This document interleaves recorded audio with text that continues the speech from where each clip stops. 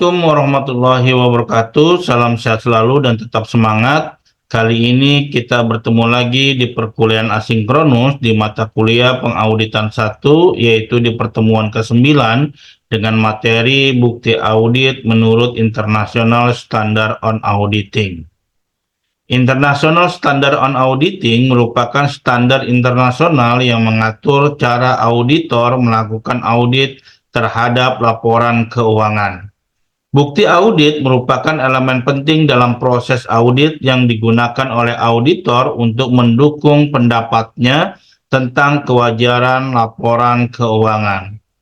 Pada pertemuan kali ini, kita akan mencoba mengulas sedikit mengenai prosedur-prosedur audit untuk memperoleh bukti audit, konfirmasi eksternal, sampling, estimasi audit, evaluasi atas salah saji yang diidentifikasi selama audit menurut ISA 450, pihak-pihak yang berelasi, dan yang terakhir adalah representasi tertulis. Oke, kita masuk ke materi yang pertama. Pengauditan adalah proses sistematis untuk memperoleh dan mengevaluasi bukti secara objektif yang terkait dengan sejumlah asersi mengenai sejumlah tindakan dan peristiwa ekonomi. Auditor harus merancang dan melakukan sejumlah prosedur audit yang tepat dalam situasi-situasi dengan tujuan memperoleh kecukupan bukti audit yang memadai. Bukti atau eviden adalah segala hal yang dapat membuat seseorang meyakini bahwa fakta, proposisi, atau asersi tersebut benar atau salah.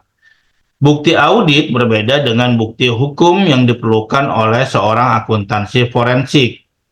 Misalkan dalam gugatan perdata, bukti harus cukup agar seseorang cenderung meyakini pada salah satu sisi atau sisi lainnya. Dalam kasus pidana, bukti harus membuktikan adanya kejahatan tanpa adanya keraguan yang beralasan. Sedangkan bukti audit hanya memberikan assuran yang memadai. Catatan-catatan akuntansi merupakan dasar utama dari bukti audit yang umumnya mencakup sejumlah catatan entry awal dan catatan pendukungnya. Selanjutnya adalah prosedur-prosedur audit untuk memperoleh bukti audit. Auditor melakukan sejumlah prosedur penilaian risiko dalam upaya memberikan dasar bagi penilaian risiko. Namun, sejumlah prosedur penilaian risiko itu sendiri tidak memberikan kecukupan bukti audit yang memadai sebagai dasar bagi opini audit. Sejumlah prosedur penilaian risiko perlu dilengkapi dengan prosedur-prosedur audit lebih lanjut dalam bentuk pengujian, pengendalian, dan prosedur substantif. Auditor memperoleh bukti audit dengan satu atau lebih teknik pengumpulan bukti berikut ini.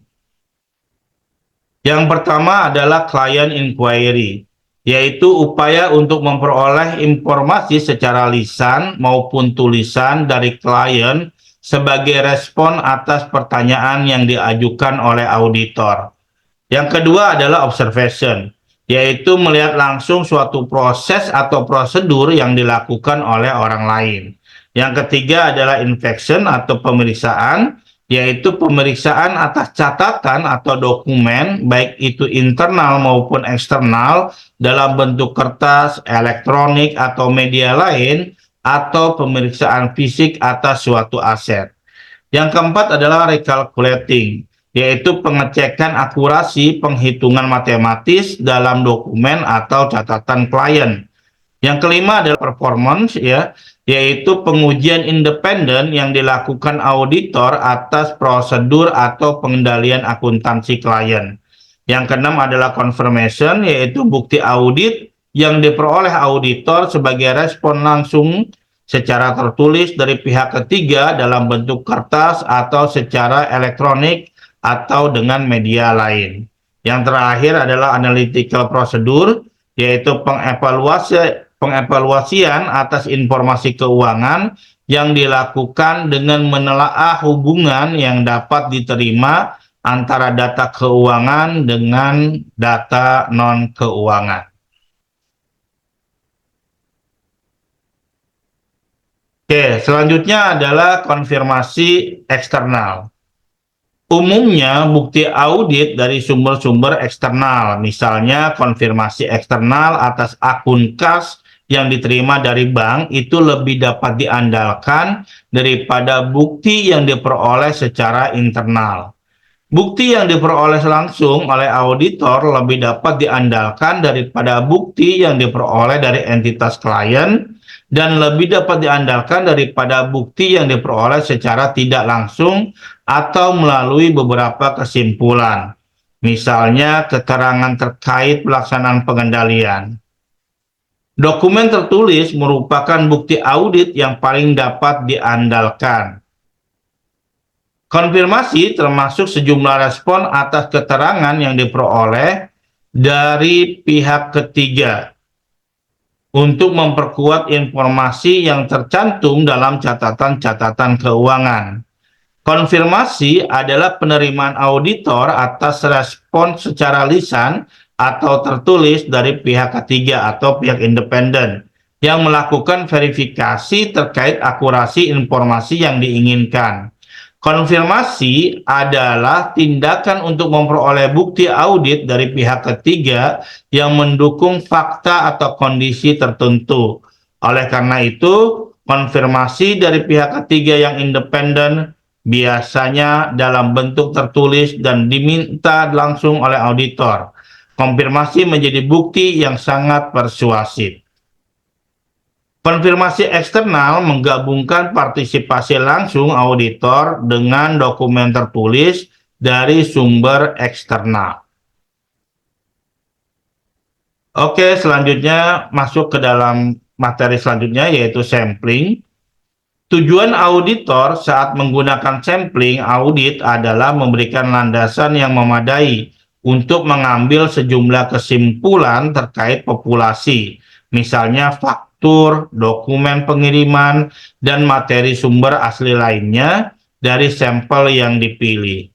Sampling audit adalah penggunaan sejumlah prosedur audit untuk komponen-komponen yang kurang dari 100% dalam populasi terkait relevansi audit, sehingga seluruh unit sampling memiliki peluang untuk dipilih dalam upaya memberikan landasan yang memadai bagi auditor untuk mengambil sejumlah kesimpulan mengenai seluruh populasi. Hal ini memungkinkan auditor memperoleh dan mengevaluasi bukti audit terkait beberapa karakteristik dari komponen-komponen yang dipilih dalam upaya menyusun kesimpulan mengenai populasi yang mana sampel tersebut diambil. Sampling audit dapat menggunakan pendekatan statistik dan dapat juga menggunakan pendekatan non-statistik. Nah, di dalam melakukan sampel, biasanya ada yang dinamakan dengan risiko sampling atau sampling risk. Risiko sampling yaitu risiko bahwa kesimpulan auditor yang didasarkan pada sampel mungkin berbeda dari kesimpulan jika menyertakan ke seluruh populasi dengan prosedur audit yang sama. Oke, selanjutnya adalah estimasi audit. Beberapa komponen laporan keuangan tidak dapat diukur dengan tepat, tetapi hanya dapat diestimasi. Komponen-komponen tersebut itu dinamakan dengan estimasi akuntansi atau accounting estimate, yaitu perkiraan jumlah moneter terkait tidak adanya cara pengukuran yang tepat. Istilah ini digunakan untuk jumlah yang diukur pada nilai wajar, yang mana terdapat estimasi yang tidak pasti, serta untuk jumlah lainnya yang memerlukan estimasi. Sifat dasar dari reliabilitas informasi yang tersedia bagi manajemen mendukung penyusunan estimasi akuntansi yang cukup beragam, sehingga memengaruhi risiko salah saji material dari estimasi akuntansi, termasuk kerentanannya terhadap bias manajemen, baik itu yang disengaja maupun yang tidak disengaja. Selanjutnya adalah evaluasi atas salah saji yang diidentifikasi selama audit menurut ISA 450. Evaluasi atas salah saji yang diidentifikasi selama audit merupakan tanggung jawab auditor saat menyusun opini terhadap laporan keuangan untuk menyimpulkan apakah assuran yang memadai telah diperoleh terkait apakah laporan keuangan secara keseluruhan bebas dari salah saji yang material. Kesimpulan auditor tersebut memperhitungkan hasil evaluasinya pada beberapa salah saji atau misstatement yang tidak dapat diperbaiki. Oleh karena itu, tujuan auditor adalah untuk mengevaluasi pengaruh salah saji yang diidentifikasi selama audit dan pengaruh salah saji yang tidak dapat diperbaiki atau uncorrected misstatement pada laporan keuangan. Oke, selanjutnya adalah pihak-pihak yang berelasi. Pihak-pihak dianggap berelasi jika salah satu pihak memiliki kemampuan untuk mengendalikan pihak lainnya atau menggunakan pengaruh pentingnya atas pihak lain dalam pengambilan keputusan terkait keuangan dan aktivitas operasi. Transaksi pihak yang berelasi adalah transfer sumber daya atau kewajiban di antara pihak-pihak yang berelasi, terlepas apakah harga dari sumber daya atau kewajiban tersebut dibebankan. Namun, dalam sejumlah situasi, sifat dasar dari hubungan dan transaksi pihak yang berelasi dapat berkontribusi pada risiko salah saji material yang lebih tinggi daripada transaksi-transaksi dengan pihak-pihak yang tidak berelasi.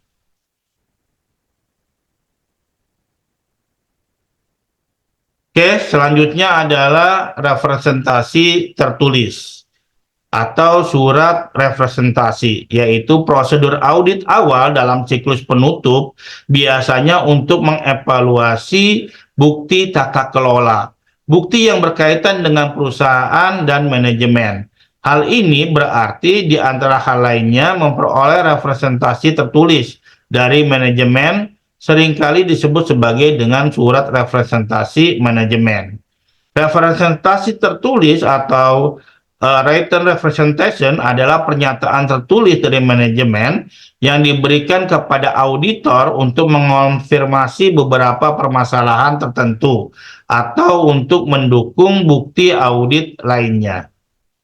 Representasi tertulis adalah pernyataan tertulis dari manajemen yang diberikan kepada auditor untuk mengonfirmasi beberapa permasalahan tertentu atau untuk mendukung bukti audit lainnya. Representasi tertulis dalam konteks ini tidak termasuk laporan keuangan, asersi-asersi yang ada di dalamnya atau pembukuan dan catatan pendukung. International Standard on Auditing, ya, menurut ISA 580, itu menyatakan bahwa representasi tertulis adalah auditor harus meminta manajemen memberikan representasi tertulis yang menyatakan bahwa pihaknya telah memenuhi tanggung jawabnya untuk menyajikan laporan keuangan berdasarkan kerangka pelaporan keuangan yang berlaku, termasuk penyajian wajarnya, sebagaimana yang ditetapkan dalam persyaratan penugasan audit jika dinilai relevan. Oke, sebelum saya akhiri ya, ada beberapa pertanyaan yang harus kalian tanggapi atau jawab di forum, yaitu pertama adalah jelaskan apa yang dimaksud dengan bukti audit menurut International Standard on Auditing dan mengapa bukti audit ini penting dalam proses audit. Yang kedua adalah sebutkan dan jelaskan jenis-jenis bukti audit yang biasa digunakan auditor sesuai dengan International Standard on Auditing.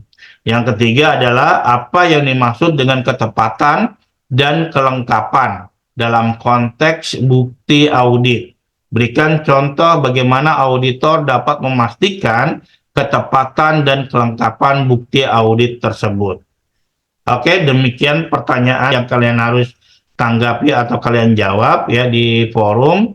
Saya akhiri dan saya ucapkan terima kasih. Wassalamualaikum warahmatullahi wabarakatuh.